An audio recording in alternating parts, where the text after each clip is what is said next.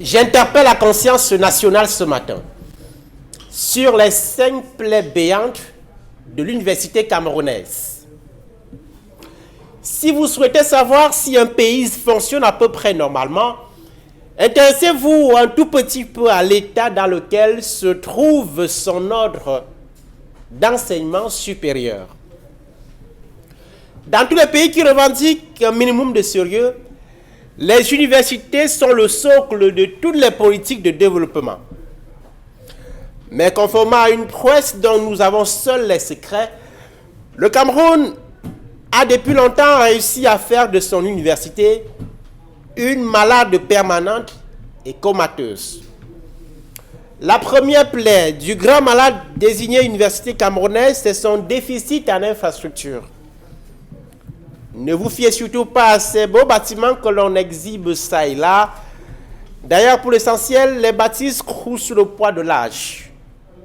Dans ce cas, à quoi sert cette démultiplication des universités si l'on n'est pas en mesure de les doter d'équipements conséquents? À quoi cela sert alors que les laboratoires sont quasiment vides, alors que les bibliothèques n'existent que de nom, alors que les salles de cours sont appelés poulaillers en référence à leurs effectifs suffocants. Deuxième tableau de ce malaise sempiternel, la décapitation de la recherche. La recherche est l'une des raisons d'être des institutions universitaires.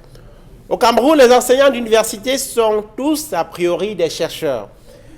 Mais à contrario, ils s'occupent la plupart du temps à faire grève pour la mise à disposition des moyens nécessaires. Le peu de ressources qui existent à travers la prime spéciale pour la modernisation de la recherche décidée en 2009 par décret présidentiel est mal utilisé et inefficace.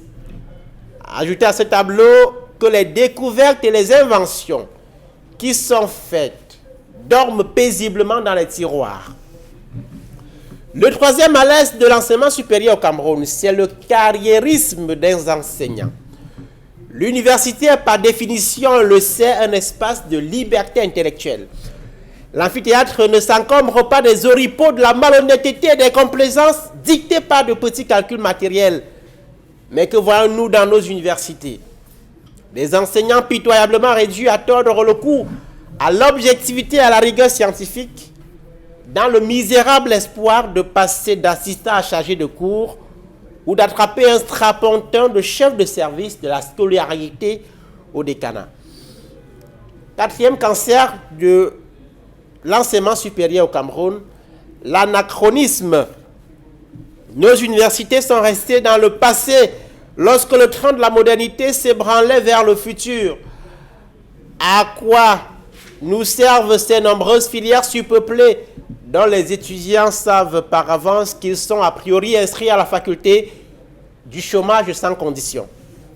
À quoi nous servent ces contenus qui ne reflètent en rien les attentes du marché très compétitif de l'emploi aujourd'hui?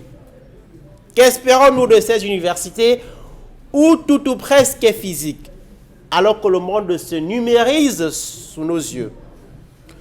La cinquième plaie infecte de l'enseignement supérieur au Cameroun, ce sont ces nombreux conflits éthiques et déontologiques.